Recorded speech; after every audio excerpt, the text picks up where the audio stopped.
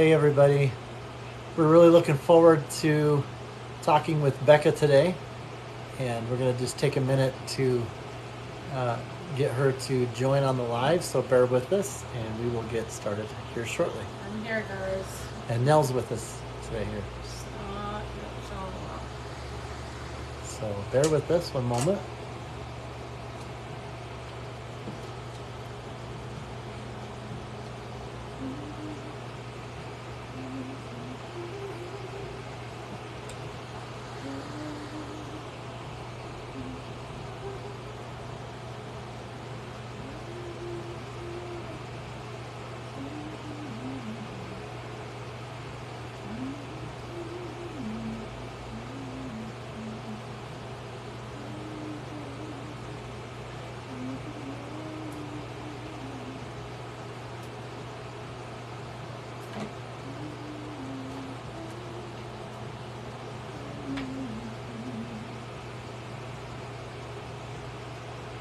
Hi, for those that are joining, we're just getting ready to bring in the dual live for Bekah, so bear with us and we'll get going.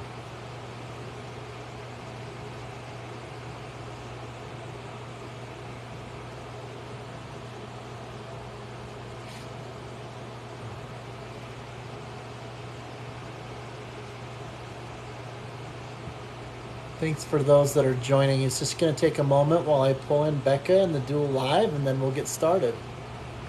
How have you guys been doing? Are you guys all well? I pray you are. Nell's here with us, you guys. Yeah, it's a not see me day. Not see me. Whenever you don't see me, it's yeah, needing to go through something. Yeah. Which is absolutely fine. We love that you're able to be here with us.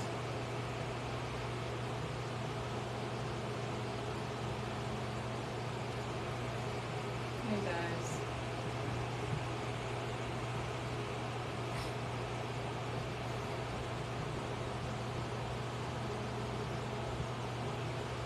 Excited for Miss Bekah.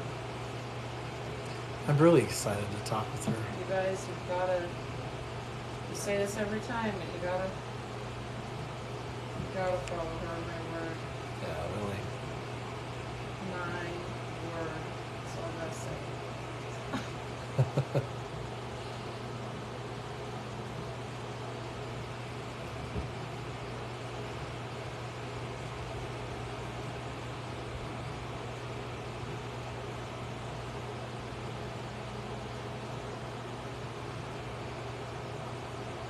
Who's not well?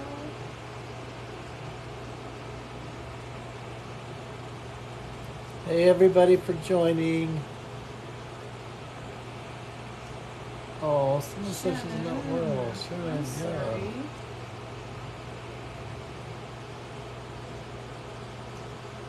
I don't know what's happening Friday, but our prayers will be with you.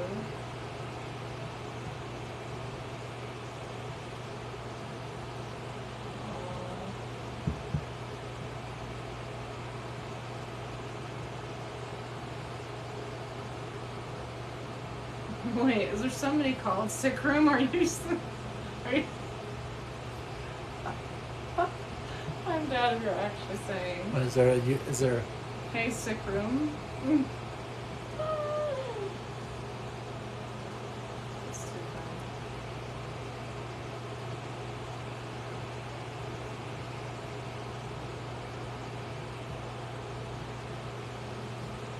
I'll just get back in a few minutes. She's not live yet. Well, thank you. Courtesy of Nell's mind and my muscle, I guess. They're saying that you like the room. Oh, the room? Yeah. Yeah, so this is my room we're in. Rex and I have separate rooms. We've talked about that before, if you don't know why. Oh, here we go. Oh, is she coming in? Yep. Okay, guys, I'll talk about that later. Hello. How we doing? Hey, girl. I'm good. I'm How are here. you? I'm back here. Good to see ya. We are Hello. so excited to see you. I might have to transfer this party to my bed too in a little bit, so. Hey, you do what you need to do. Oh my gosh, Nell's here with us. She's just not. I turned up the fan. What did you just say? Oh, she might have to move where she's at. Oh, yeah. Yeah. You said, Seriously. I thought you were back in bed, and I was like, Oh, I no, might no, have to no. transfer this. So Nell is here with me, next to me, because sometimes she's not able to do the lives and be in front of the camera. I'm going through a pretty bad flare up. I get that. Oh, Right I get that, but I'm glad you're here too. Yeah, absolutely. So you get to look at my ugly mug, but she'll be part of the conversation for sure. Good. Well, and as you know, these get recorded. So for those that aren't able to join, we'll record it to YouTube, and you can let people know so that they can watch the full recording. Wonderful. Yeah, and some of the first things that come to mind, and especially just wanted to, as we get into some of the details of who you are and kind of what you stand for. Some people are going to be maybe watching this, and they don't know maybe as much about you that we do, or what's posted on TikTok. And it wouldn't do it justice just saying, she is a talented aerial artist. She has lived with spina bifida, scoliosis, or spina bifida, or both? Both. Oh, both of them. Both. Two for one. Yeah, and that you're, body positivity awareness. I mean, those things just alone are amazing, and we'll get into anything that you want to talk about. Thank you. Okay. But first, there's always something I have to say first. So after I'll go in and learn about, obviously, you guys, and I just followed you today, and my daughter was here as we're packing up to go on a family vacation tomorrow, and she was just, after we got everything ready, she was just laying down with me, and I said, you've got to, before you leave, you have to see Bekah. Oh, yeah. And because our daughter's going through a lot of personal things where that have to do with body image, and Okay. and you're such a powerful, beautiful, gentle force. By the way, that has natural beauty like crazy. Yeah, absolutely. Just natural beauty on the outside. You're just beautiful woman. Yeah. Thank you. Yeah. I wish I could reach to the screen and hug you guys, but that means a lot, and that is my purpose for doing my silly little dances and do whatever this crazy TikTok world is that I found myself in the middle of. Yeah.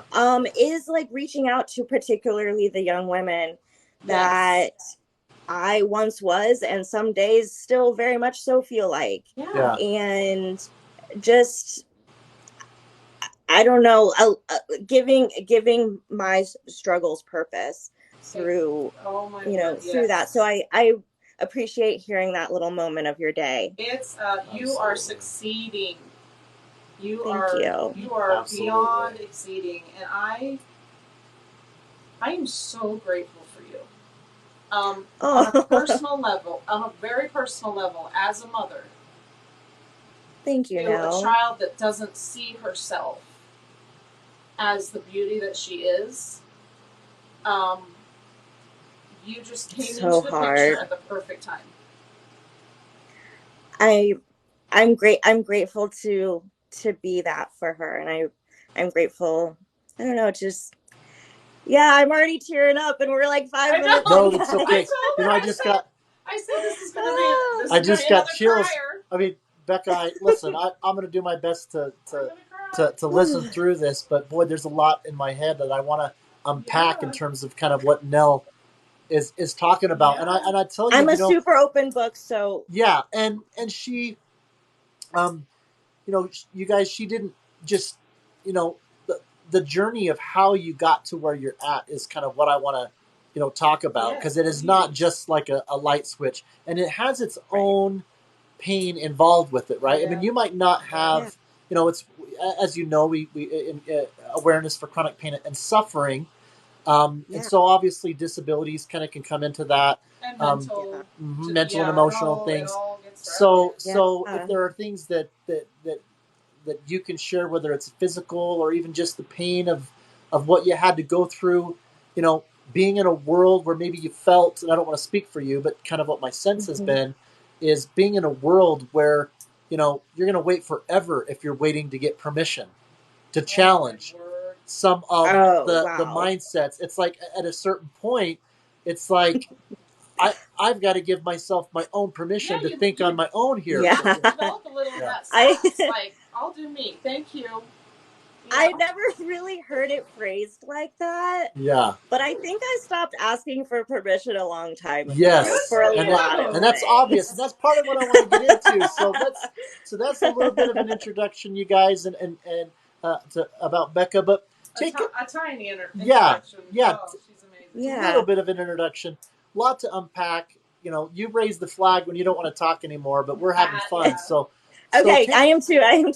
Yeah, take us back however far you want to in terms of kind of where you started learning, you know, that you had a condition, and kind of what, you know, did kids notice you? Did your parents bring it up? What was your first reaction? Kind of just take us back a little bit. Yeah. Unlike a lot of people in the chronic illness world, and even some people within the disability community, I never knew anything different.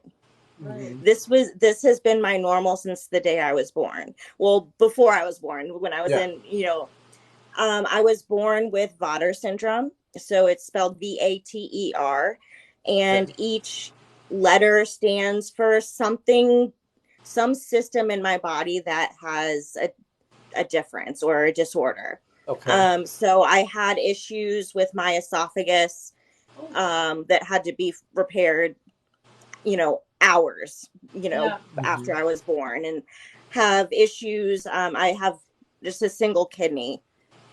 Works all right. It does its job, but not great. Yeah. You know, and just some other things that this cocktail produced me. Yeah. And I only very, very, very recently, through this kind of new immersion into social media and the disability community, found a Facebook group of people with this syndrome. And this is like a couple hundred people in like very rare. The nation, the world kind of thing. Yeah. So it's that, I mean, there's some crazy things in social media, but the fact that I'm now having conversations with those people, conversations with these people, it crazy, has some, it is. It's so crazy. I digress. But so I never knew anything different. I've always had severe scoliosis. I've always looked different in school. I've always had issues with, you know, that I don't typically talk about, bowel and bladder issues. So that as a kid, can talk about that here, girl. Yeah. Okay, like, you know, and so years and years and years of hiding and having that most embarrassing part of your life is just horrific as a kid. And so I always knew I was different. Always had the staring, the pointing, but I also have amazing family and friends. I was going to ask that. I was going to ask how you were treated overall. Oh my gosh. So I could talk the rest of this whole interview about how grateful I am for the family and the community that I have. Yeah, your support. Gratefully still have, that treated me like absolutely nothing. It was different. That makes my heart feel so good, because we do not hear that enough. Yeah. We do not hear that enough. And no, and as an adult, you know, there is some part of me that's just like, you know, maybe I wish we did talk about it a little bit more, because it was kind of a big deal. Yeah. But there is something to this. I wanted to take dance class, so my parents let me take dance class. Yeah, cheerleading. She was in cheerleader. Oh, that was a big thing. I wanted to try out for cheerleading, and my dad was horrified. You know, he's seeing the back surgeries and the this, the that, you know, all of the bills racking And up. they're just lifting you up and tossing you about just like. And I made the team. I did, you know, went varsity, and then just, you know, I think smashes goals, you guys. It's incredible. It's literally. But no one ever told me no. Yeah.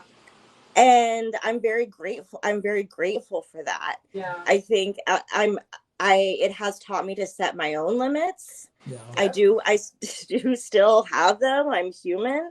Especially now as I'm getting older. I'm in my 30s now. You are not. I am. You look 10 years younger. I know, and it'll be a blessing. Oh, but my body's definitely feeling it, and as my chronic illnesses, you know, continue to kind of pile on, there are limits that my stubborn ass doesn't want to listen to. But yeah, I get it. Yeah, you know, when you're not used to, you know, when you are, you know. You know, setting goals and fulfilling them, and then all of a sudden it's like, oh, that doesn't serve me. Yeah. You know, that doesn't. I'm scatterbrained. I'm sorry, guys. No, that's. Tell me if you need me to. She's thinking she's scatterbrained. There's no such thing. Go back and watch some videos. Go back in YouTube and watch some videos. That's the fun. And you'll see me say that about myself several times. That's the fun part of the conversation. These interviews, it's just talking about. It's just friends chatting. Yeah, honestly. It's just talking about things that people are just chomping at the bit to have us talk about. If you got bowel issues, we can talk about that because nobody wants to talk about it. And then it's an inspiration afterwards. It's not something that people are responding thinking, oh my gosh, now I think less of that person. It's a breath of fresh air. It's what it should be. It is helping put you guys in that space of inspiration and which is where you and where you guys all deserve to be. You know, so. Thanks. And so I guess kind of stumbling upon, I don't know where I want to go next, but I guess coming to now this place of being in the more advocacy, you know, being more public with my story and, you know, now having a little bit of recognition for that, has started this whole other journey at 31, 32 that I didn't expect. Yeah. And by little recognition, she means a couple 100,000. Yeah. There's a lot of people that are just drawn to you, and sometimes in that batch you'll get some mean people, and some, but the nice thing about it is the majority of it, and they're also just not, keep in mind, they're not just follow because such and such. These are people that are, you know, getting to know who you are. They think, wow, that's someone that stands out and helps them with their own trials. Well, let me say this on my side of things. When I was, because we've talked about a few times when I've been in my own little world, in my room, on my bed, in a lot of pain. There are many times where inspirations just like you were how I got through my hardest moments. And so just imagine how many out of that group of people that follow you, they're looking for your next post. They're waiting to see what you do next and what you say next. And even if it's a hard day and you're just brutally honest about this is a hard day, you just don't understand how much you mean, you know? Yeah. And how far your reach is. Yeah, especially there's a lot of people, it's so common where if someone is experiencing something that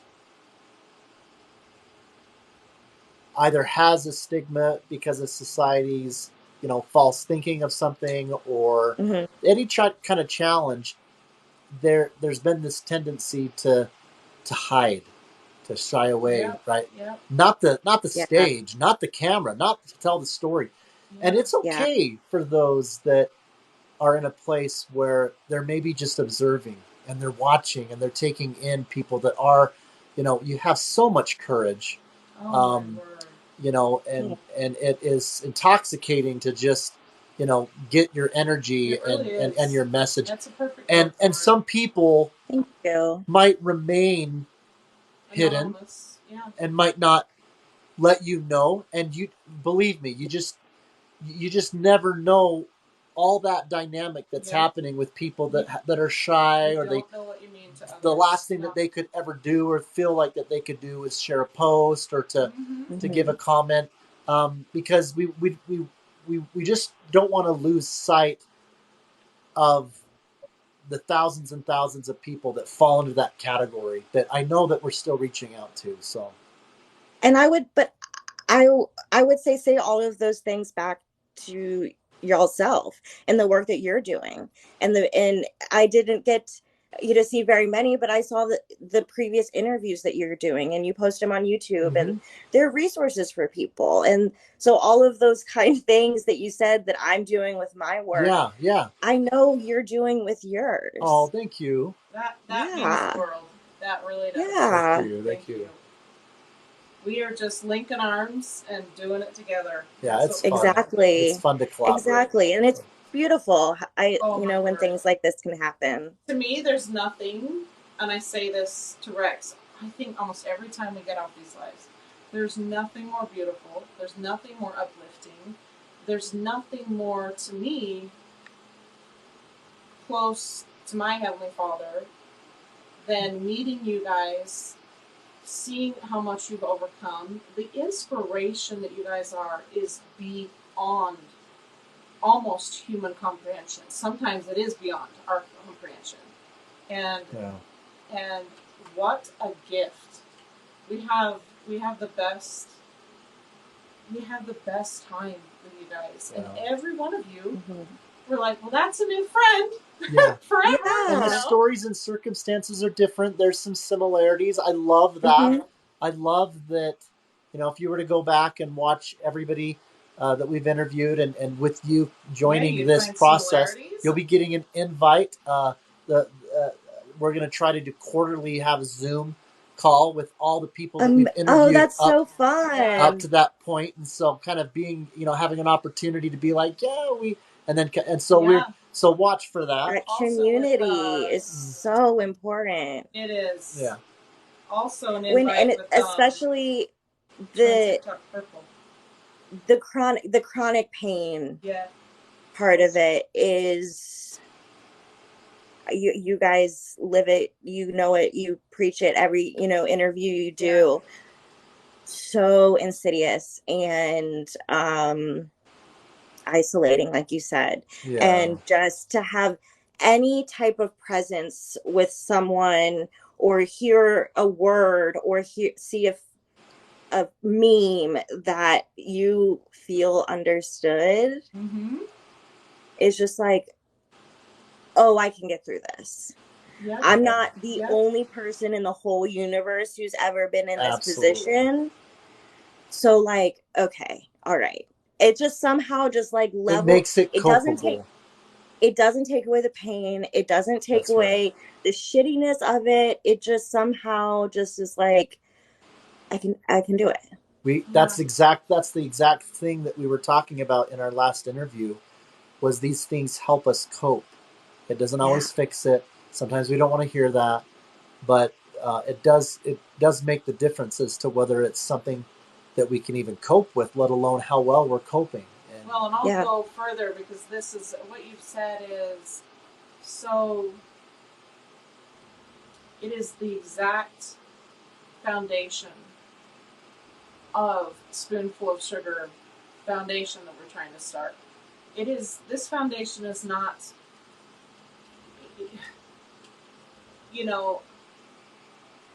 to me, it's very significant. But I could totally see others reading once we are finalizing it, and it has our mission statement. Mm-hmm. I'm sure there's going to be people that read that, or people that are thinking of who do I want to invest in, and they'll think, this isn't for me. But Mm-hmm.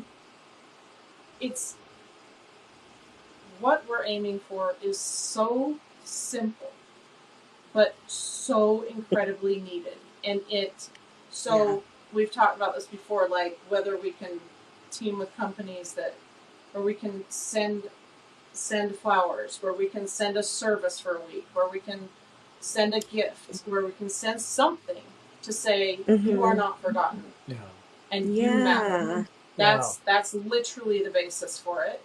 And it doesn't. The good thing is I haven't seen a foundation for the chronic community yet like that, and that's so crazy. For one, it is. It's high time. It's well past time. Yeah, Pepsi guy Nell's next to me, so sometimes she's not on camera. Yeah, we just got a question. Sorry. So she's next to me. That's Nell.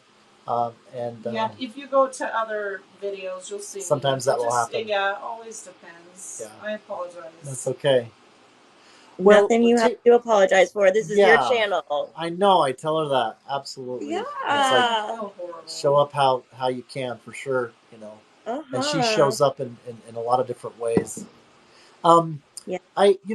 When you were talking earlier about kind of what some of your experiences were when you were growing up with it, when did you start? It's not like you've gone through a lot of surgeries. You've mentioned even just recently how there's hesitancy because it's kind of like, I don't want to make something worse. So I'm doing that would be so but you did have some procedure with some infusions. Talk about that. Yeah, I actually, watching that post back, I guess I haven't had many back surgeries. I guess I should have specified. That's kind of what I thought. I've had probably 30 surgeries, around between 25 and 30. Wow. Oh, goodness. Jeez. You need an updated post number somewhere in there. I captured that. A lot of them were when I was a baby. A lot of them were when I was young. Very grateful for that. I think the older you get, the harder it is to bounce back from. So my only back surgery was when I was very, very young. Okay. And what that video was talking about is, ever since I kind of really got the okay to just kind of go on and we'll see how it goes. There also is a huge gap between medical care of children that have developmental or have congenital disabilities that they're born with. They have amazing healthcare and specialists for kids, pediatrics, go all over the world, see all the best specialists. But what happens when those children become adults? And all of these adult doctors have no idea anything about pediatric disorders. Right. And there's just this really huge gap. Huh. So once I outgrew my pediatric doctors, I just kind of didn't really go find a new. Yeah, where's the structure doctor to continue ongoing adolescent and adult care, huh? There's a gap, for sure. Yeah. And and again, I want to specify, this is specifically just for my scoliosis. Yeah. I go to many, many doctors, multiple a week at times. But specifically for my back, the scoliosis, I had it fused, and it's just been kind of, it is what it is. What does that mean, fused? Like, do they? So I don't have any pins. I don't have any rods. I don't have any hardware, so they say. But when I was young enough, they were able to craft the bones so that the bones. Oh, okay. Is it so that it doesn't become worse? Right. That's the idea. It doesn't fix it, but it just helps it not to become worse. Okay, because our other daughter has a pretty serious case of scoliosis. It's like her spine is an S. Yeah, our oldest daughter. Yeah, and she. Oh, luckily I didn't know. She can you know, she deals with pain, quite a bit of pain, but she gets around just fine. And so that's something, I'm so glad you brought that up, because that's something I didn't even know that may be an option for her. Because she goes to a chiropractor, and Okay. she mostly loves those visits. You're talking about the option being the infusing? Right. Well, I don't know if that I don't, that might, it was, because that was when you were a it kid. was specifically because I was a baby. Yeah. Yeah. Because now, okay, so now at a you'd have to age, they just kind of, you'd have to it's a done deal. possibly get into surgeries where they've got I don't even hardware. know if they would at her age. Yeah, and it might make it worse even getting into that, right? I mean, it just. And so that's where I really don't feel like I'm in a place to speak, because I haven't gone and asked these questions. And a lot has probably changed in the medical field since the last time. Well, you know, like a lot of these things may just be a non-issue, and I have no idea. Well, I think it's a personal thing too, right? Because even if a person, you know, could look into it, you know, there's a difference between looking into it because you're wanting to find out if you could have your back straighter or what the procedures are, versus no, she knows that's not going to happen. But I do think, I like what you said, because the medical community, it changes quickly. And so those questions need to be asked at every appointment. Is there something now out there for me? But I guess also what I was also trying to say is that if you're healthy and you are fine and you're functioning, then, you know, aside from maybe the fact that you're generally talking about it maybe with your, you know, family doctor, there might not be a need to have to go and pursue it. And that doesn't mean that you're neglecting it, right? It doesn't mean that you're not taking care of yourself. And so that's what I mean by that. If it's a personal thing, I don't think is. And that's the argument my brain has with itself. And that, you know, and that's where I'm at. Yeah. There are things that I will admit when it gets as severe as mine, there are things that I probably do need to get checked. Organs can, you know, start to get affected. Yeah. Your lungs can start to get affected. You know, there are things that if it is progressing and as my body changes and grows, yeah, there might make some sense. Yeah, a little proactivity. But there are things that I know 100%. in different people's experiences, it hasn't been a choice for them. Yeah, that's true. Something's happening. There's been doctors telling them, if you don't get this surgery, X will happen, or this, you know. So I don't want to take away from those people. Yeah. That they don't get that choice. Well, and sometimes pain is a motivator. Has it? I mean, I'm sure that's what people are thinking when they're like watching your post. Is it painful? How much pain when you're dancing, doing your silks? What are we? Are you in pain, or do you feel just like I would? You know, I mean, I deal with pain. Okay, is it like pinched nerves? It depends on the day. It depends on the day. Okay. And again, it's more than my back. My chronic pain and my chronic illness are super more than just my back. Yeah. So if we're just talking about my skeletal back pain, it's not daily.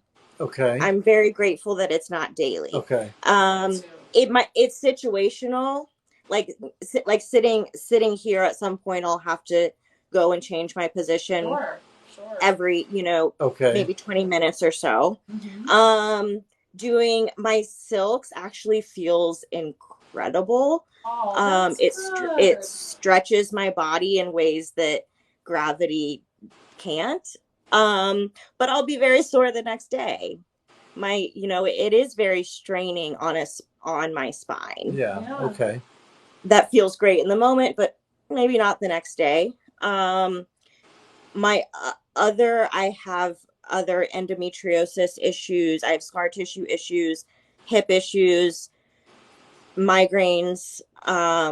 Maybe I've considered maybe some fibromyalgia type stuff. Okay. Not sure. But I am in some type of pain every day. What's endometriosis again? I was going to say, what's the difference between scoliosis and endometriosis for those who don't know? I know. I didn't mean to like spurt all those words out. No. This is why we're here to ask. So I appreciate you slowing me down. So out of my osises, scoliosis is the curvature of my spine. Right. So that's the actual S curve that some people get over time. For me, I was born with it. I looked like this when I was born. Well, you were a little fighter. Yes, I was a tiny little pumpkin. Yeah, you were.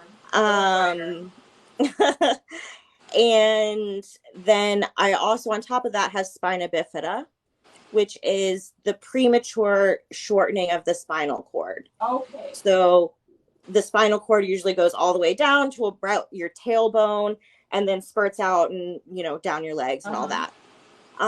So that's, for me, luckily, I can still walk. Obviously, I can do all my yoga stuff. So that's also something on the spectrum that I got onto the lesser severe side of. So is it the backbone that's shorter, or is it the spinal cord that's shorter, or both? The cord, the actual cord. So the cord itself is just shorter in the bone. It stopped growing prematurely. Oh, really? Okay. So for me, you know, for some people, it depends where it stops. Yeah. You know, for some very, very severe people, it'll stop at the base of their spine and they have no function of their legs. And that's spina bifida. Okay. So just the spinal cord at some point in utero stops growing. Okay. So you could have been potentially paralyzed waist down. Is that what some people have? It just is however the body, severity of it and the extent. However the body grows or doesn't grow, just like of possibilities. Yeah. So for me, it mainly affects, again, my bowel and bladder were the two things that mainly were affected or still are. And is that where some of your pain is related to that digestive? Girl, if you have bowel pain, because I mean, Nell's got that. We haven't, you know, she's got that in addition to the, you know, the migraines and the CRPS. I guess we could say. I'll tell you right now, guys, full on. I'm not embarrassed at all. Bowel pain and the cramps or spasms it actually scares me. Where my own pain does not scare me. Yeah. I know my flare-ups. I know how to get through them. It's totally different. And sometimes you think you're going to pass out. Oh, it's interestingly been the things that cause the greatest reaction in me, because she's in a state of being scared and it's the only thing that scares me. Feeling like that, you know, she could die right in front of me. Yep. You know, kind of thing. Gosh. You know, so it's trauma. It's so traumatic. Yeah. So if you are listening to this and you experience anything, whether that's, you know, related to Crohn's disease, IBS, I mean, there's a list of things that. Do you experience pain within your bowels, like the spasming at all? Yes, yeah, for sure. Oh, I think it's more, for me, it's more related. I mean, it may be related to the spinal cord thing, but so one of the other things that I was saying I have is endometriosis. And so that's actually something I was super recently diagnosed with, but I think I've been struggling with since it usually shows up in like teenage 12, 13, 14 when you get your period. Yeah.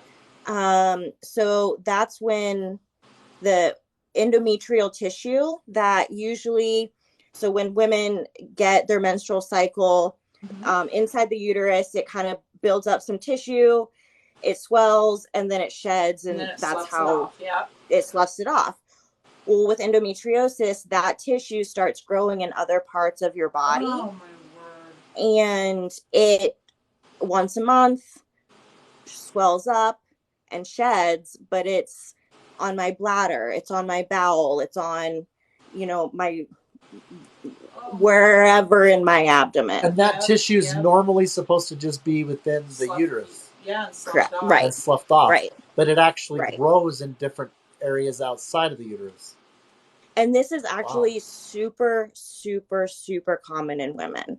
And it's often sloughed off as painful periods. Because it is. And so many women just deal with insane amounts of pain and, you know, never seek help or never get believed the level of pains that they're in. When were you diagnosed with that? So, over the last, it's been about 2.5 years or so now. So you didn't think you already had, you didn't have enough letters of the alphabet with the diagnosis? I know, you were like... I know. I'm just an overachiever. Oh my gosh, I love it. So I have my regular aches and pains, my scoliosis pain, this, that, whatever. But very, very active. That's when I was teaching yoga a lot. I was working a full-time job as a speech therapist at a trauma hospital. I was like, top of my game. And I started developing this abdominal pain that was insidious. Absolutely That's insidious. That's a good word for it. Yeah.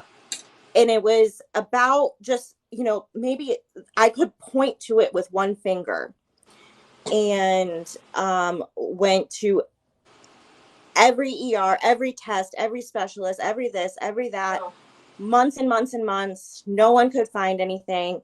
I'm super complicated. Even, specialists are like, I don't know what to do with you. It was this really, really emotional roller coaster. And I hit an absolute bottom. Emotionally, physically, I wasn't getting out of bed. I couldn't get out of bed. I ended up leaving on full medical leave from my job. And I had this feeling that it was endometriosis. The only way to diagnose it is surgery. Wow. And no specialist I went to would touch me with a 10-foot pole, which I'm grateful for. I know I don't want to go messing around if we don't have to. Exactly. But I needed some type of answer, relief, anything. No one would touch me. And so I finally found a doctor that somehow is 2 blocks down the street from me. Like, the universe is so funny sometimes. I know it is. Oh my gosh. That he, like, before I even finished telling him my symptoms, was just like, yeah, you have it. He's like, I don't need to cut you open to tell you. Wow. And apparently this is very common in women that have congenital abnormalities. And I'm like, I would have loved to have known that. Thanks, guys. And started treating me with this medication that has its downfalls as well. Side effects, I'm in full menopause at 32. I've gained like 25 pounds. I'm constantly sweating. Just constantly what? Just sweating all the time. I go through half 2 or 3. Of you is like half of me. We're like completely the same in so many ways. Okay, that's why I feel like that's why I'm sharing this. Because women need to hear that this is what happens. That I go through 2 or 3 pairs of pajamas a night. Just because I could wring them out from the sweat. But I'm in less pain. I'm working a part-time job now. It's a little, I'm like slowly trying to get from this absolute bottom that I was in, that, I was completely hopeless and didn't want to live anymore. Like, it was just like, no one's giving me answers. This is not going to get better. Like, this, you know, this is me in my just one in more my thing bed, on top of everything else, like another day in bed. Yeah. Like what else is? And so it can that. I mean, that can tell you what a year can do. You know. That was just that recently, huh? Just a year. 2020. Wow. Yeah. And so what? And so that's what I mean. That is, this has been. I was in that low. I was in that. I had just lost my job. As in, I was too sick to continue on. Yeah, disabilities. They didn't like fire me. But I had driven to Gainesville 3 times to see this specialist that finally just said, I can't help you. And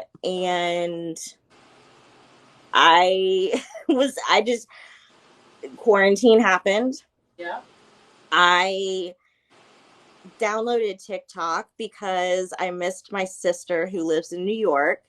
Aww. And we like doing dances together. Yeah. Aww. And so we would do TikToks together. And then I blew up and I started finding this purpose, and at the same time got my health back little by little. And it was like, I'll make one TikTok and then get back in bed. Yeah. And then, you know, a couple months later, I'll apply for a job 1 day a week. And then I'll do TikToks. And then it's like, okay, I'll work 3 days a week and do TikToks. And so it's just like been this very, very new. Girl, you keep going and you might need a part-time job. I know, I'm working on it. That'd be nice. Jeez.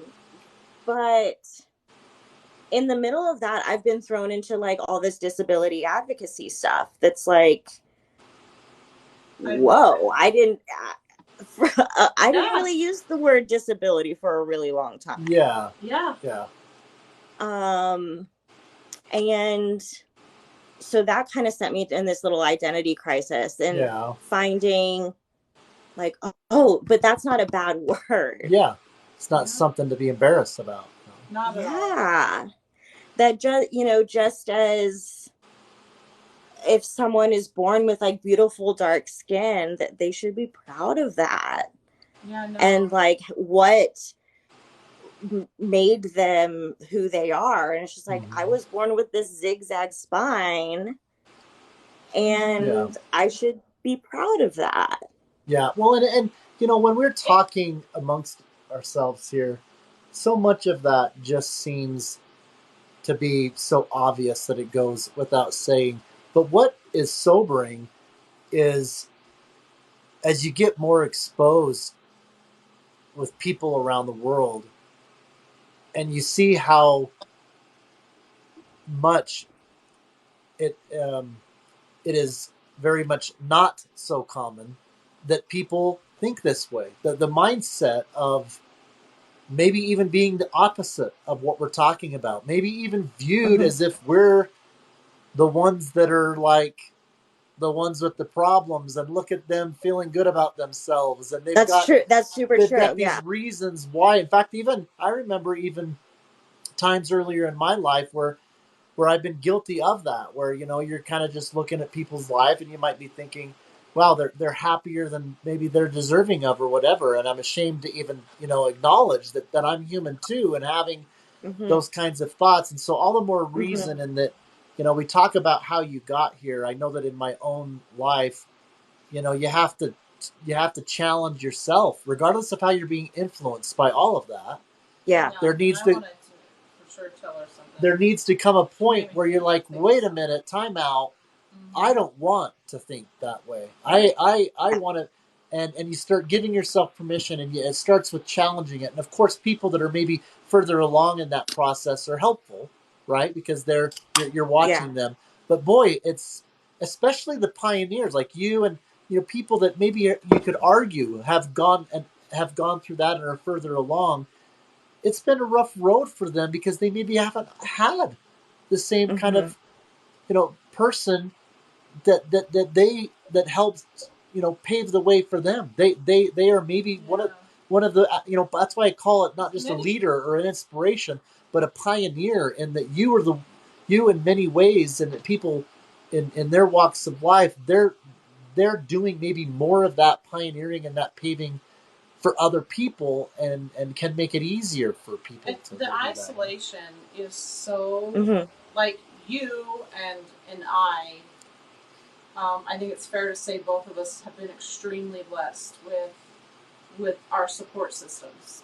Yes. So we've really developed maybe some inner strength that those that are completely, and I mean completely isolated, they've been abandoned, deserted, single, feel like that they're not worth. This, I've never said this on any of our lives, and it was something that I posted about when the chronic pain started to become severe, and and I really, because we're talking about disability, and that stuck with me for a minute, and by a minute I mean a couple weeks. I really pondered on that. Yeah. And I love to flip things on their head. That's how I get through. So I remember doing kind of a post. I wish I could find it, but it was years ago. And it was basically saying I had chosen to take the word dis and think of a totally different word that it belongs in. And that word was dissolve. And I started viewing the word disability as a dissolving of any judgments associated with disability, any misunderstandings, and then so there's that dissolving part of it. Let's dissolve whatever is unnecessary and not true, and then you focus on that ability. And this is what I love. This is what I really captured. I see what you're saying. Yeah, like I was like, we're gonna put dis in a whole other word where it belongs, and in dissolving misconceptions all that and judgments, and then we're gonna capture that ability, because you guys, people we talk to, and yes, I raise my voice when I want to make a good point. You guys that we have the pleasure and the honor and even sacred moments, there's no other people that I've ever met that deserve the word ability more than you guys. Because you have abilities beyond. And I've said it in my audio letter, there just isn't enough in the English language to say how I personally feel about you guys, and I certainly know how God feels. So I was like, dissolve this, and we're gonna take ability and we're gonna shoot it up to the moon, and we'll show you what ability looks like. Yes, and that's what you're doing. I do too. I do too. Yeah, that's you, 100%. You too. Well, I love how she just put some depth to that, because I mean, when we're having maybe other, normal conversation, and you just throw words out in terms of, hey, you're inspirational, you do so much, how do you do it? I don't know, just kind of common. You really can take some time to say, okay, let's give that the credit that it deserves, and let's unpack that a little bit more, and have it have power in terms of what's really being the said. Best thing about talking to people that understand this world, because we've had nothing but time to suffer and think and grow and try again and suffer and think and grow and try again and throw some prayers in, and and so the depth that you all have, whether you're listening, whether you're going to listen later, which is just astounding. Exactly. Very mature soul. And if you want to see someone with ability, go check out our YouTube. Yeah. There you'll find people with ability. Yeah, really. They'll redefine that word for you. Mm-hmm. I love that. Yeah. Watch the Paralympics this week. Give them some love. Those Paralympics, the Oh my gosh, I saw it. Paralympics. Yeah, the NSYNC choreography. I absolutely. Oh, wait a minute. No, that's not what you're talking about. So the Olympics were a few weeks ago. Oh, The yes. Paralympics are this week. Oh, okay. Gotcha. The people with the athletes with Gotcha. disabilities. That's they're in coming Tokyo. up? It's this week. There you go. And like the fact that no one knows that, and that these incredible athletes that's are true. not Like, why isn't that? I want to see that. I saw some glimpses. I'll have to it's find. one thing, and you guys, we're not dissing on you amazing people that have had determination upon determination and fight upon fight to get to the Olympics. You are all stars just being there. Right? But then you go to someone who knows true suffering, and they turn it into something positive, and they tell their broken body, you can. That Olympics deserves at least as many views as the regular, really, if not more. Oh, yeah. Exactly. Yeah. My point exactly. Yes. Yeah, and there's going to always be, we will do a post for that. Thank you for mentioning that, because we will absolutely do a post for that and push that. Yeah. They're true athletes. Yes. Incredible. Yes. And I love it. I like that you also bring up a good point in that, it's kind of like a dose of hope and optimism with these kinds of things that are, and many throughout the world that are helping in the world that we live in. But there's always going to be an element, even if it's not, malicious, of prioritization in terms of what gets funding and what gets camera time, whatever. Yeah. And so, there'll probably always be, elements of that until the day that we die. But boy, but we're not going to leave the world the same way it was. It doesn't mean that we can't seize these opportunities that are within our control to really come together and to try to make a difference with that. Just before we start talking about this other, how you're saying, doctors was saying, I'm not touching her. Yeah. I've felt that, and there's some people that it's hard to even watch. Right, Grace. It's hard to even watch these lives because it makes them feel afraid of. I'll just say it for all of us, okay? We are their worst nightmares. Oh, you're talking about some people? Just somebody who's naturally healthy, and they come in and they're like, "This is too much for me. I can't." Yeah. And it's not something that they do to be mean. Yeah. Or it literally is just a reaction, because any of us, if we could sit here and think, what would be my worst nightmare?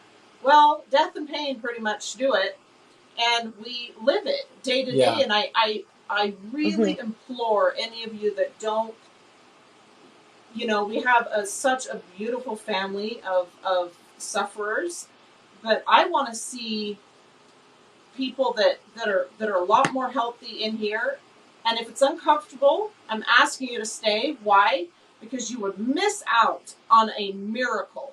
The person in front of you is a miracle, and that will be your loss. Yeah, I think. And so go through the uncomfortable parts, because you're going to see that we always come out on top. Yeah, it's just a matter of time. Anybody in this live, I don't care what kind of body or how long you're able to enjoy what not to their levels, but I'm just saying that it's a matter of time. I mean, it's we all know that we're going to age and pass on, get sickness, and ourselves are.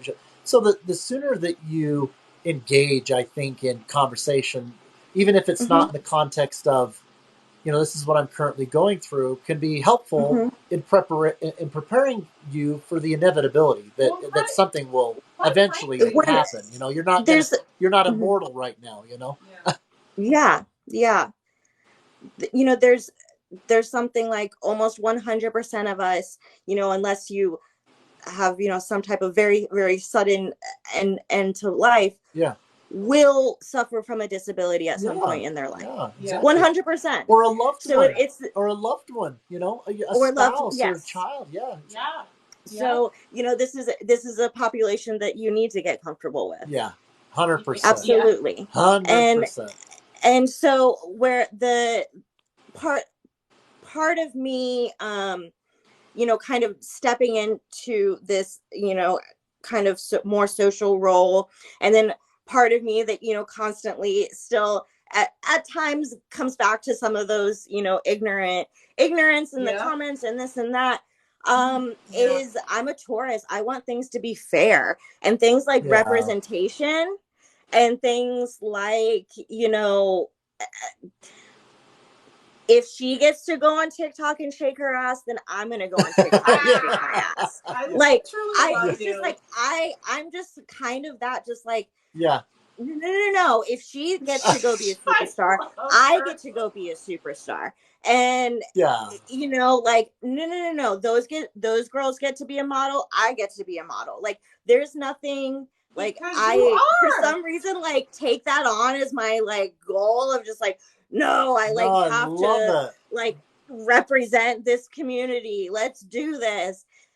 And my word. And I think what I was faced with very abruptly was so many people have fear of differences.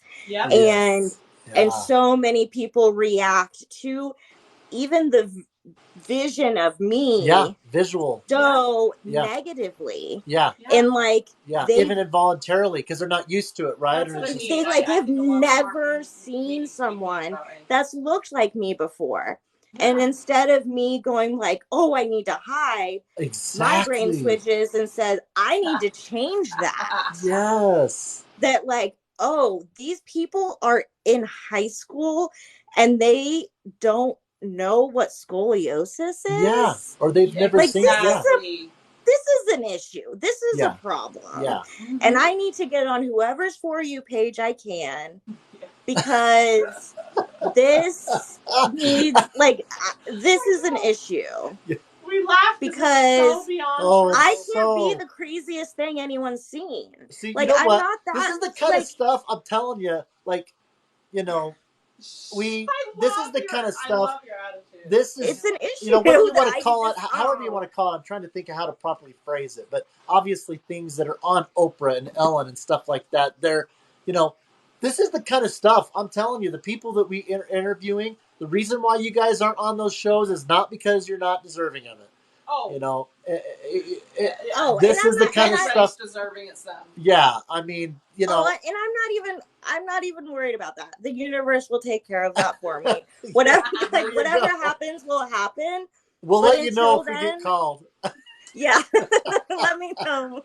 I'm not going to say no. Yeah, I love it.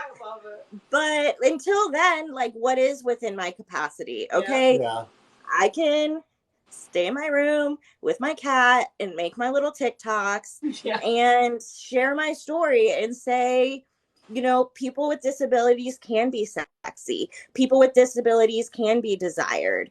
People that live with chronic pain can also do really cool shit.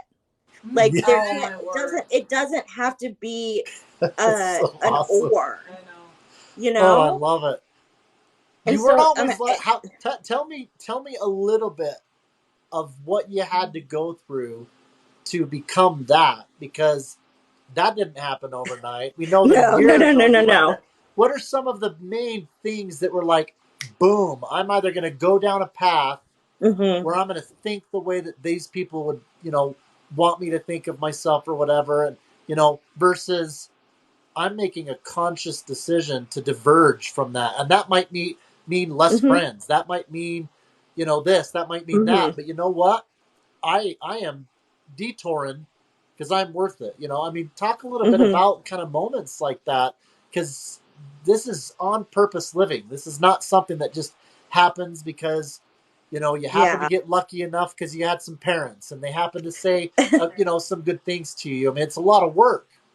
I will give credit that a lot of it I think was instilled in me by my parents and my raising. I will give them credit, but I definitely have had to work for it too. I struggle tremendously with my mental health. This isn't as all of these things that of confidence in this and everything that is genuine, but my darkness is too. That I've had very good friends growing up, but not many. I I'd never had a boyfriend until I was 20. I didn't have a date to prom. You guys, this is shameful. I'm sorry to hear this stuff. It's shameful. It's disgusting. It's so wrong. I don't care what your reactions are. It's part of the story. Be bigger than that.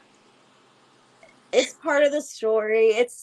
I no hard feelings now, but I got to college and it was great. It was awesome. But it was also really hard. I started being a party girl because I didn't ever do that before. Yeah. And I had a lot of fun, met a lot of cool people. I think that drinking is something that helps you fit in. It helps you feel good when a lot of things don't. Yeah. I was sexually assaulted when I was in college. I am so sorry. And I don't think I really dealt with that for many, many, many years. Oh my word. And so that kind of, again, good times, good friends, keep going. I went straight from college to graduate school, and got my master's in speech therapy, which is amazing. But through that, I was later to find out an alcoholic. I developed an eating disorder. I had to withdraw from school in order to go to treatment. Went through that, did go back to school and finish, which was like really difficult, but I was just, so much of my life was career driven, and like everything else in the world could be spinning, but like as long as I got A's and so you showed up to class. You experienced alcoholism and eating disorder? Yes. Was that sexual assault? And you think the root of that is just, I think, we don't, and that's a whole other conversation. And so I know, I was like, my question how is, much time do you got, guys? We don't know, and we don't need to get like too much into that if we don't need to. My interest isn't to distract us, but was there an underlying sense of just, that's what I can control? I mean, here you've got all these circumstances, and that's what I've learned. And when I'm hearing people with their stories is that they get caught up in that because it's at least something that they control in this world and body that they feel like they don't have control. Fun too, however I need to have fun, I'll have fun. Yeah. Type of thing. Yeah. Whatever makes it feel better. There was a lot of that, and that I have to deal with this. I have to deal with this. I have to deal with this. So let me just go have a drink and have fun with my friends because I deserve this. Yeah. And as long as I go to class, I'm fine. Yeah. And that worked for so long until it didn't. Yeah. And the eating disorder, I think, it's so complex, as is everyone's story. I think my whole relationship with my body was and still is probably really, really screwed up. And I'm, as a 32-year-old woman, just now kind of meshing through all of that messiness. Right. Yeah. So I think a lot of it was not wanting to address how different I was, or wanting to run away from that and be, that was something I can control my weight, or I can control the that. Yeah. And so there was a lot to that, Yeah. and not so frivolously, but, throw a sexual assault in there and you're not inside your body. And I don't think I was for many years. I was in this autopilot mode of really, really not being present, and just doing anything that got me through. And I think as I'm slowing down, and I think leaving that full-time job that was just my whole focus, as I'm a speech therapist. I'm going to go to work, and no matter what, this is what I'm going to do. And finally my body got to the point that I physically had to step away has really been therapeutic for me to start untangling some of that I'm glad. pain and some of that messiness that I think I wasn't present for. Yeah. Well, and it's a rough task, you know, and it's a scary one to turn and face what Courage. you've not wanted. Yeah, Yeah. I was just gonna say, I think that's we all got those kinds of fears of, you know, facing, you know, death or facing this or facing that, and that's what's coming across, you know, very strongly is you've developed courage, but it wasn't always there. There was that you're being honest about that. You know what? Yeah, that was scary for me, and that was hard for me. Yeah. And I don't think I'm necessarily in many ways so much more courageous now. I still have a lot of fears about death. And some of those fears of illness and suffering and unknowns of what tomorrow will feel like is so much real for us than a lot of people. But I think I'm not avoiding those fears anymore. I'm aware that they're there and I'm sitting with them, when I think before I wasn't even like, I was just like, all right, when do I go to work? Yeah. Yeah. Well, It's like, that respectfully, I'll beg to differ. I think the definition of being courageous is not the absence of fears. It is overcoming them, and you are 1,000% courageous. Beyond. Thank you. Are you feeling comfortable? Do you want to move around at all? I'm okay. I just wiggle around. I appreciate you asking. What's your cat's name? I see my kitty cat. I know she's nosy. She'll come in. I love that. Her name is Lennon, like John. Oh. I see some posts with her, so she's Mama? Like your kid, right? It's just your baby. She is. She's my little buddy. Almost like a little, you know, doing a little patrol. Like, you okay? Yeah, I even see that. I know she does. She has to check in. She's protective so nosy of mom. She sees these lights on, and she's like, "Is it my turn? Is it? Yeah. So it's either is it TikTok time? I'm it's either ready. My turn, or are they treating you okay? It's kind of a mix of both. Oh my gosh. That is It's showtime. Yeah, you don't get. She's got a little bit of your spirit, right? Hey, if I can. Yeah. Oh yeah. If she can shake, I can. Here we go. Yeah. Exactly. Mama taught me how to be in front of the camera. Yeah. She is very much so emotional support. Like. Yeah. Panic attacks, anxiety attacks. She just like knows and just. She can sense it. Isn't it interesting how I get that there's training that goes on, because we had a little Chorky and he would whine and cry at my door until I opened it, and then he'd come lay by me while I was in pain. No training. They just get to know their loved ones so much that they become, in every sense of the word, a service animal. Yeah, like that. You know. Yep. Yeah. 100%. Yeah. They're just so tender. I love animals. I don't think we cried harder in a long time, and he died quickly and young. Yeah. He would have been turning 5, I believe. Oh. And I don't think our family, it shocked us how much we suffered his loss.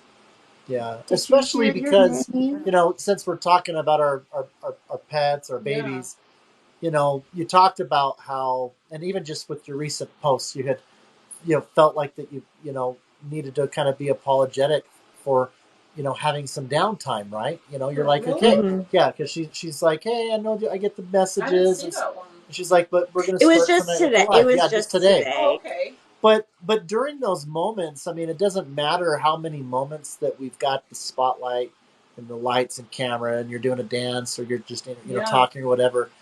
You know, we've all got those moments where we're just by ourselves, and we're just by, you know, whether that's in prayer, whether that's, you know, talking to our pets or our animals and or ourselves. Ourselves. Mhm. Talk to myself. And Mhm. and Mhm. just, you know, those moments when we're not okay and we want to be alone, and that's Yeah. okay too, to have. I don't know. It doesn't.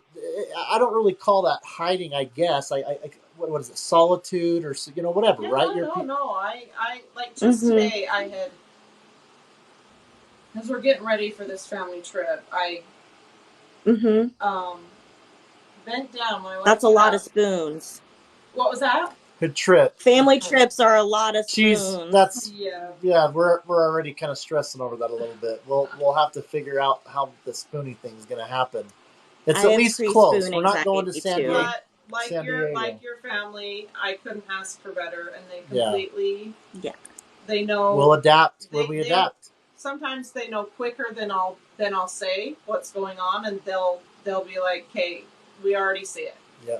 So, Yeah. you know, so But it's important to still try to do it sometimes. yeah, but like I was in my closet and I was just having a moment. I'm like, the pain was building and building, and I just was talking to myself out loud, going, "It's okay. It's okay. I'm gonna be okay. It's Mhm. okay. You're okay. You're okay."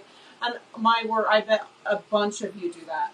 You It's know, a normal. bunch of us do that. Very we're normal. comforting ourselves, saying, "You've got this. It's okay." Yeah. You know, I think that those are some of the most sacred moments of life, not embarrassing, shameful moments. And I think that that is also another example of a changing of the mindset. How many people feel like that these moments where they are just, you know, I'm not okay, and maybe they're kneeling in prayer, they're feeling vulnerable and weak, or they're just cuddling their animal, you know, or whatever. And then they don't want anybody to see, or they can't talk about it, or they can't know about it because what would people think? And they would think, you know, I've already got this message of strength or inspiration, and here I have this moment where I'm just a wreck. But the reality is that those things happen, and they're okay to happen, and it is a beautiful thing that they happen, you know.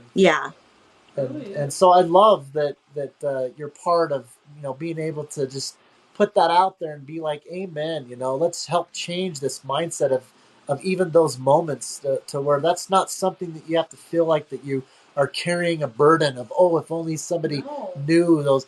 No, so those are times where I can also feel proud of myself, you know? Yeah. You're not crazy, and it's actually totally normal. Yes. It's a protection of your own self, and that is beautiful. Self-love, self-care, nothing to be ashamed of, very normal. Yeah. We would do that for someone else, right? You know, I was watching, which you guys would love if you're not already, don't already know about the Fry Life, and it's Frey on YouTube. I suggest following them, seriously. I have for years now. And, yeah, I'll have to look at them. Yeah, you would love them. You absolutely would. But see, I'm doing exactly what you're forgetting. Yeah. I know when she's forgetting. Yep. Until she it's remembers. So relatable. Until she remembers and then stops me. You know, while we're giving recommendations, check out Elevation Worship. Check out Saucony Jolie's. Saucony Jolie's. We could. Someone says the Fry Life is amazing. We should put a list of like the people that got me through for years before we started TikTok. Because my real love, my real love is YouTube, and that's why we're trying to do both. Right. Yeah. But I think I was going with, because we were talking about that self-love. Yeah, the self-care and the moments talking to yourself. Together. And Mary, who has cystic fibrosis, will often do that and talk to herself, and sometimes get caught on camera, kind of by her husband, like just like if she's getting ready for a shot or something, she just it doesn't feel good, and she's doing that self-talk, and that self-love. Be kind to herself and stuff. Very much so. And they're such a fun, God-fearing, beautiful couple that just make you feel better. Well, we can be bullies. Listen, I mean, we can be our worst bullies, I think we all, and anybody that I think follows us, are probably the kind of type that are wanting to be the opposite of bullies. I think that goes without saying. But right. Does that also go without saying with yourselves? Oh, we can be the worst. Yes. Do you want to talk about, that's a whole other, conversation. Right. Is that we can maybe be an angel to other people, but then we will just rip ourselves to shreds. And that's got to stop too, man. Let's not be bullies to ourselves. So real quick, Julie was saying before, because you guys, we got to do better getting your comments. So back before, Julie is saying, "Oh wow, you've been through so much. Love your perspective." Thank you. Then to something you said, I'm so sorry. I can't like. Oh, okay. So Gracie said, just a moment ago, autopilot. What a great way to describe it. Service cat star. Yeah. Double title. I'm so glad you're here with us, Gracie. You guys, we'll do better. We're gonna hopefully be talking with Gracie, and it's not funny. I mean, it's funny.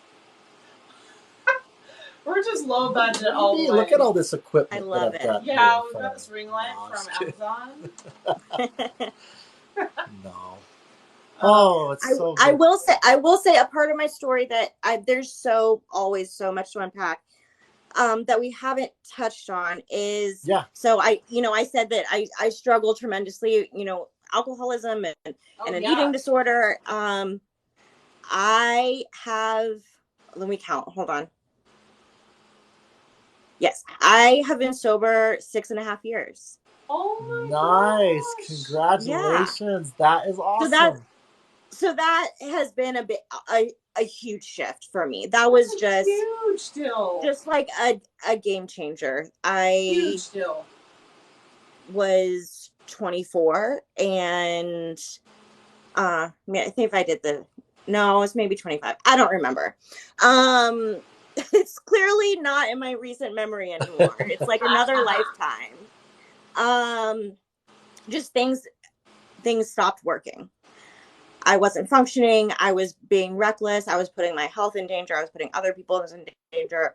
It was very much so what people within the AA community say, bring you to your knees moment. Yeah. And I got sober, and that was very, very easy, actually. Haven't had a drink since then. But my eating disorder got worse not so long after that. So it's very much so one ism or the other. Which, it can kind of go from one. I have OCD, and I can relate to that.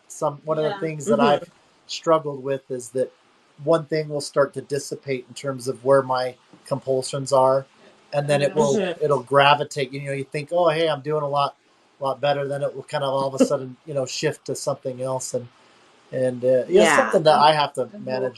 Who will call it out the quickest? Yeah, I'm a lot better. But that when you say that, I think that a lot of people, and they don't have to have, eating disorders and alcoholism or OCD to relate to that. If they're struggling with something. And it doesn't have to be this bring you to your knees moment. It doesn't have to be, you don't have to label it or anything. It just is, something that that is negatively impacting your life. Yeah. And you're using it to cope with something in a negative way. There you go. Is that and maybe some days I cope by sleeping, and avoiding. And that's my coping for the day. Sometimes it is occasionally I don't have as much food in the day as I should. There's these things that we just kind of cling on to in order to cope, in order to get through, in order to cover up and just make something a little bit easier. Yeah. And when things are so hard, it's easy to hold on to those things. It's true. Yeah, sugar is a big one. I love it because what you just did is you just included the human everybody. race. Yeah. And so, Yeah. and I love that because, you know, it's interesting because even though so much of what we're talking about might just be what you would think is, oh, okay, that's kind of the chronic community and people that are in relationship. But look, I mean, we're humans dealing with just, you know, some things that might not be the same All for of you. us have pain, but oh my goodness, I mean, so much of what we talk about is just normal human nature. I mean, we're totally, you know, totally. Which is why and so we're trying to close that gap because we it's so interesting. It's an interesting paradox, I feel like, where we're so similar and we experience, all of us, the same things, just being human. So much in common, And so for me, I don't understand why it's so hard to say, well, wait, for me, I don't understand why it's so hard then to say, okay, I go through pain.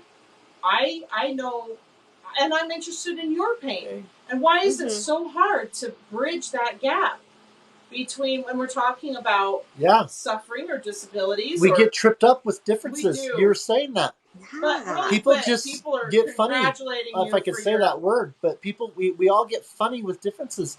If I could just share Let me go back real quick. Oh, you got some? Yeah, okay. They're just saying, when you were talking about being sober for that long, amazing, congratulations. Yes. Thank you. Yes. Thank you. Hey, you guys. Thanks for joining, you guys. We see you guys coming in. Thanks for saying hi. Yeah, thank you. Well, yeah, I am. When you said that, that just, because I've gone into a detox hospital myself, been locked behind 4 doors, one of the scariest things ever, because it was I was detoxing off of what the doctors put me on, so I didn't have a similarity with everybody else. But the physical. But she found that commonality. That's a perfect example. She found she saw people, even if they were there because of other reasons. They were human. They had a soul. They all were on they had pain. Emotional pain. They needed compassion. Well, my roommate was an alcoholic, and I can tell you guys that is, from my experience and from what I heard the doctors and nurses and how, you know, they treated it there. Alcoholism is a beast to overcome. Yeah. And so I am thoroughly impressed that you've not only done that, but for that long. Shows your strength and will, because I've seen some really, really strong angels in that hospital, and I've lived with them for a little while, and I don't even want to use the word easy in the sentence. It's so far beyond that. It's so opposite of that. And that's on top of everything that you were going through. And the whole reason it got introduced is you just wanted to feel a little bit of lightness, you know? Right. Yeah. Right. Yeah. I get it. And I appreciate that. And I appreciate that. I shouldn't say but. No, you can. You can say whatever you want. I know. Well, I don't ever want anybody to feel like they can't. That just the common struggle that you said. Unfortunately, something everyone in the human race has in common is pain, and whether that's emotional, physical, mental, we usually all at the same, you know, all three. That's true. And how we cope with that. And so, for me, alcohol became a non-option, and I'm very grateful that message was very clear. My gods, my angels, the higher power, whatever it was, made that very, very, very clear. And I've been blessed for 6.5 years that hasn't gotten back on the table, but I won't say that other things haven't, like sleeping, like eating, like sugar, like my Starbucks every morning that just, isn't good for me, but it's so good for me. So we all just, I know. I don't know. This is why I say I am so glad that I'm not the one that has to, because we're such intricate human beings, and there's so many layers and so many turns and so many climbs and falls and whatever. And so we talked about this, I believe it was with Mandy, and because I think she loves Mountain Dews or whatever. And okay. and I think some people have been maybe hard on her, and I just was, I really really pounced on that, because at a certain point, shut up, people. Honestly, just let us have our Mountain Dew. If someone has a Starbucks and they're dealing with 1, 2, 3, 4, 5, 6, 7, 8, 9 pretty serious things, whatever, whatever the count, and that Starbucks is getting them through the day, or maybe they need a day of rest, because just be quiet. You're not in their shoes, and be glad that you're not. And so the judgment has got to stop. I'm with you there. Yeah. So, and I tell myself that too. Yeah. Yeah. And if you ever wanted to get off Starbucks, that's totally you and your relationship with you and yourself and your body and whoever else. It has nothing to do with us, nor should it ever. I'm with you there. Yeah. But I do, because when people comment, I have no problem saying shut up, shut your mouth, you don't know. Well, and especially when, boy, guys, it's a little bit easier, when we're having conversation like this. Where I think it really gets hard is that we all can be triggered, whether that's because of I would say we all are triggered. Yeah, we're all triggered. Almost all. And in those moments where, whether it's a small regression to an earlier mindset, whether it is I'm angry, though it's difficult in those circumstances when we're, I don't know if you want to call it, not at our best, because we're triggered. That's when we really need grace, I think, in terms of exactly. It's like don't beat yourself up because you're trying to recover because someone just triggered you. It's like, and then it's also something that I think that is opportunities of maturity for us to constantly be trying to think about what experience are we creating for someone else. If they're giving us feedback that they're triggering and they're triggering, if we're a decent person, we ought to say, you know what, I don't want to be part of causing that in you. And sometimes it's feedback specifically that they can give you of what to do differently, and sometimes they want you to make adjustments on your own, right? And so I think that it's just all good fodder for talk. I'll add this to this is why. Well, I'm just a spitfire anyway, but I'll add to why maybe with this subject that we're talking about right now of self-love and knowing and having the right to live your way, your life. I watched my brother die of melanoma cancer 2 days before he turned, I think it was 37. I think he was just shy of 37. Oh, gosh. And for the last year of his suffering, and I mean suffering, where the tumors were just spread everywhere, started cracking, breaking bones in his brain. I mean, they found him damn near everywhere. Yeah. And I watched him, not everyone, but a lot of people swore they had the cure. And he got books and supplements, and he got special diets, and boy did he try.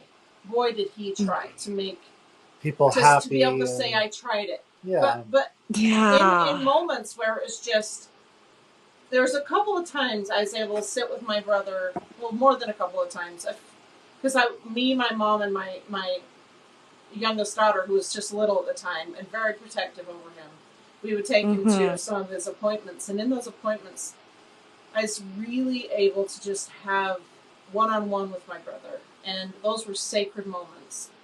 And, oh gosh, yeah. And while he was suffering and dying, he felt like he was failing so many people. And that is so wrong of us. Yeah. Or like faith. It that's a big so wrong. If you are going to give someone advice or books or even products, don't come at them with this is it. Say, hey, if you're interested, like you need to make it as unthreatening as possible, as soft as possible, and because honestly, I told him, and he felt like he could let down a little bit when he was with me and my mom, and we'd sneak in and go get him a taco that he loved, or go get a hamburger that he loved, And I was like, have your stinking Coke if you want a Coke. Like he had fought. I watched him fight for so long, and I just was like, you're incredible. I cannot believe he would get up and he would sit with his visitors. He'd get up with his cane and answer the door far longer than I would have been able to. Right to the very end almost. And and I just, when someone is suffering and they're doing their damnedest just to survive, but then they get that, you get that, in his case, where the doctor said there's nothing more we can do. We've got to stop assuming that we know or that we have all the answers, and that's the only reason we're going to reach out to somebody. Is it because sometimes we hold hostage that relationship. I will be your friend or your neighbor or your family if you do this. If you do not, then that means you don't trust me, and we have no more to say to each other. And I think in the pain community, we've all lost somebody, or a lot of somebodies, because we just couldn't give them all that they wanted, or we didn't want to try. Like for me, I was like, look, my sister. If I'm going to go to anyone, it will be my sister. She's an amazing masseuse. She knows reflexology. If I'm going to go to anyone, it will be her. And believe me, she knows I'm a difficult case. So when some other women were wanting to do, what is it called? Reiki? And I said, I politely and very politely declined. And I said, I still, your friendship still means so much to me. And please, can we continue that? No, shut down. You're done. I'm out of here. Just the door was shut because I simply said, this isn't going to work. The conditions and right. Or a big one is so disgusting. If you only had enough faith, right? Oh, I've heard that too many times. You would be healed, or this could be overcome if you. There's nothing worse you can say to somebody that's suffering than if you only had enough faith, you'd be healed. Yeah. Don't ever say it. Don't ever. Oh God.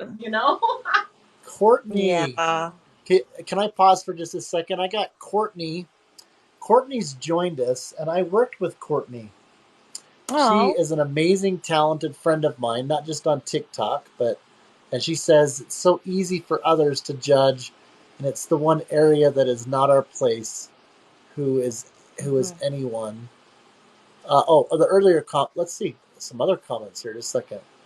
And welcome, by the way, my friend. I miss you. We all need more compassion, and at the end of the day, no one is walking in anyone's shoes. Very well said. That's what we can conditional. Our love should always be unconditional, but better than anything is adding a condition. See, I meant that is what we call conditional. Yep. Yeah, thank you. Yeah, appreciate you. If you cannot be unconditional with these group of people, I'll pounce on you.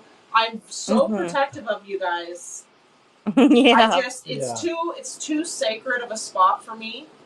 When we are in these lives, and even after, I consider all of you family, and in the comments, and and it's such a sacred place, and it's a place where judgment does not belong.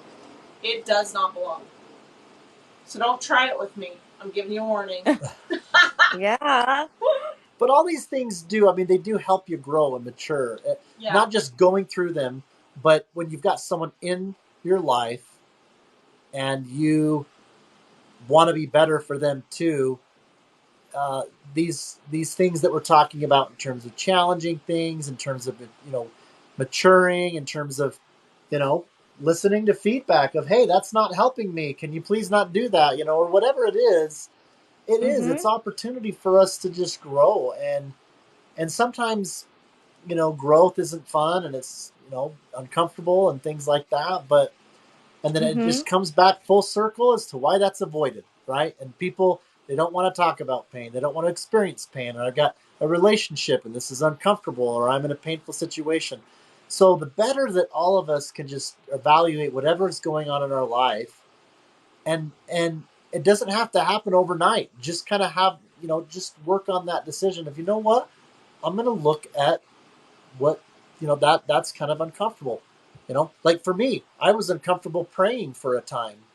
And sometimes I didn't want to pray. And like, what kind of a God is going to allow for these kinds of things in my relationship? And I made sure never to judge. Or and she's judge. not like that, you know? And so, you know, if I just lay down and give a 2-minute prayer and be like, you know what? I love you. There's good in me. I want to be with you one day. I don't understand everything. High five. Good night. I love you. Well, even a couple of years, he had a lot of anger. Yeah. Straight out anger. Yeah. So the point how is, could you not? I mean, how could you not? Yeah. I mean, I have just like yelled at him, screamed at him. You know? He would ask me, "How do you not have anger?" And we just were on different. Right. I was lucky enough to have a lot of very sacred experiences that were that tied heaven and earth, let's say.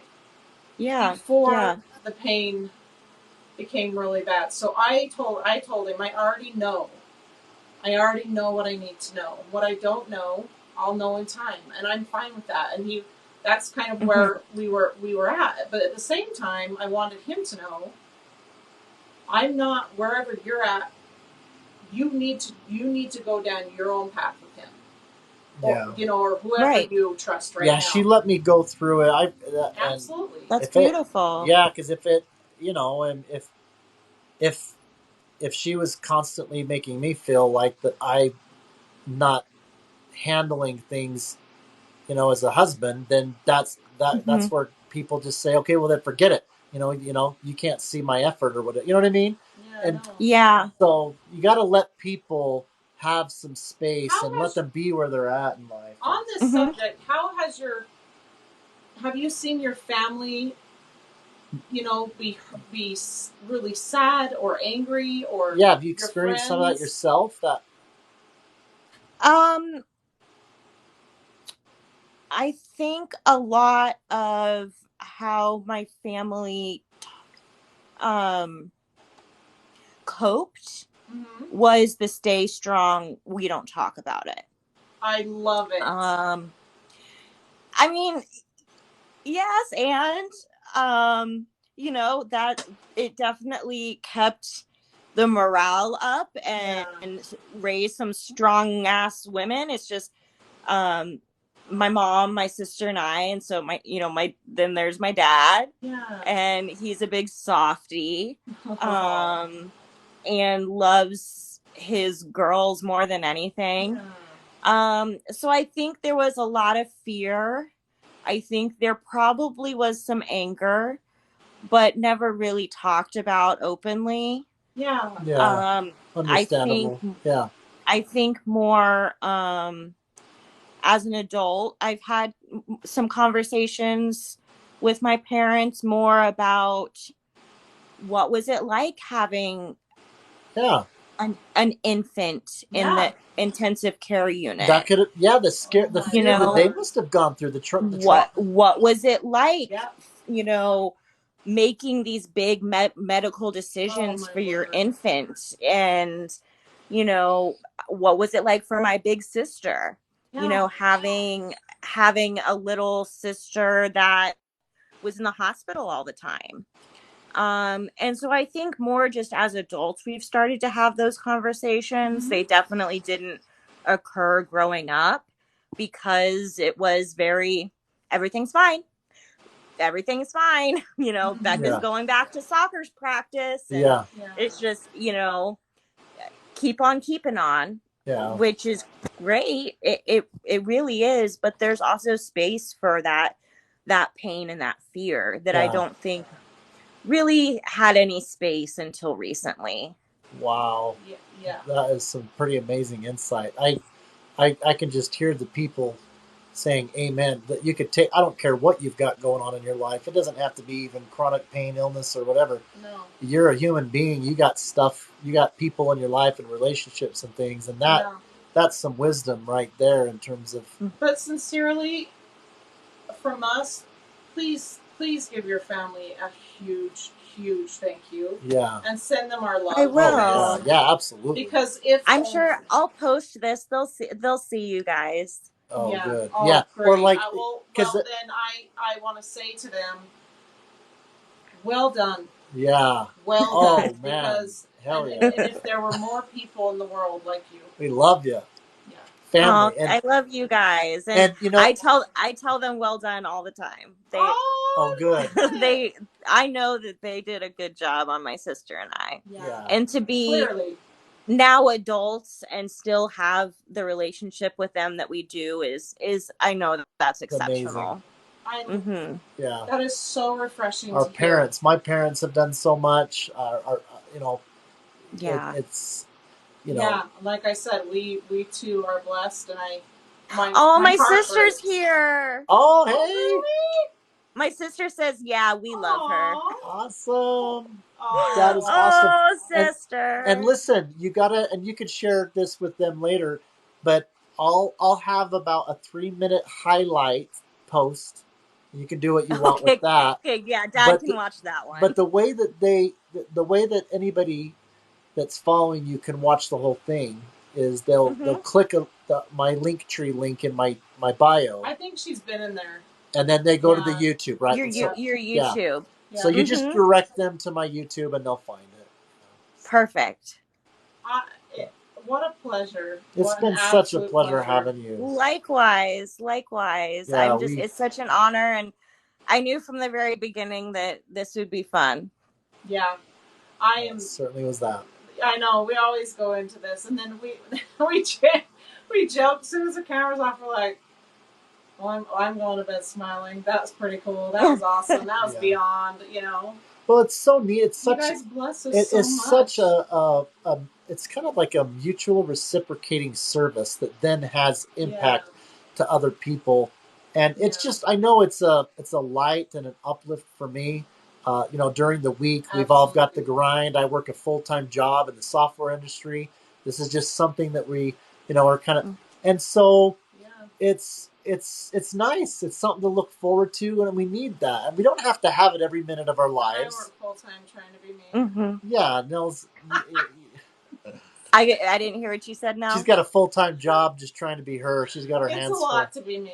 It is a full-time job. It's beyond full-time, isn't it? Oh, God, it is. We do overtime over here. Okay? Oh, man. We're in overtime. Nobody pays us, but we're in overtime. We pay people a lot of money. Yeah. Oh, we get paid with blessings beyond, seriously. And purpose. Yeah. Too good. And that there is where, again, we'll link arms and we'll continue convincing people of that their purpose is so great. I would also like to, Rex will kind of let you know, but chronic pain awareness is next month, and we try to do Turn TikTok Purple and have some amazing people on to do a Zoom. Big old Zoom and a live that's, well, what was it, 6 hours last time? Last year. It was oh my gosh. No, it wasn't last year. It was March. Or just March. Yeah. But we'll probably start doing that annually, and September's the month in which it's going to be most appropriate to do that. So watch for kind of an invite for that Zoom call, and as we get into September. And I also would like our daughter to really get to know you on a personal level, if that's okay with you. Please, there's so many things that I think you could really guide her with.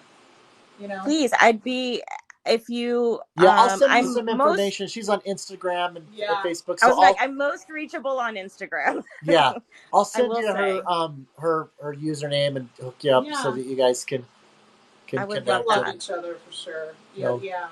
But keep doing your thing. Likewise. What a powerhouse in the world, my friend Bekah. We sure love you. I love you guys. Thank you so much for your time and all the work that you're doing. You too. This is awesome. Oh, thank you so much. You are absolutely stunning. Means a lot to us. It really does. Thank you. Yeah, thank you. Thank you. Thank you. Have a very beautiful, peaceful night if you can. You too. Thank you. Go get some rest. Love you guys. Likewise. Thank you, everybody. Okay, we'll see ya. Bye. Thanks, everybody. Bye.